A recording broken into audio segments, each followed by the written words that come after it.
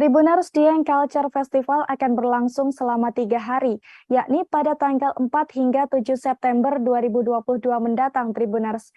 Acara ini akan berlangsung di 2 lokasi, yakni zona 1 di Kompleks Lapangan Candi Arjuna dan zona 2 di Lapangan Candi Pandawa.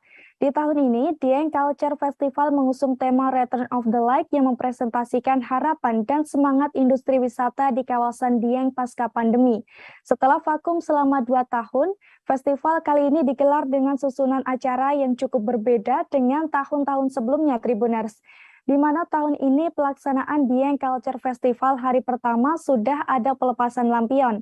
Sehingga malam puncak Dieng Culture Festival 2022 yang disupport Bank Indonesia Kanwil Purwokerto itu tidak terpusat pada hari terakhir kegiatan saja, tapi sudah dirasakan sejak hari pertama.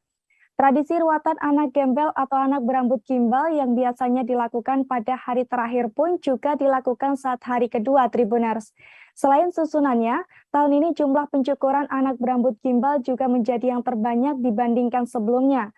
Sebab tahun ini ada sekira 15 anak yang berasal dari berbagai daerah termasuk dari Jakarta.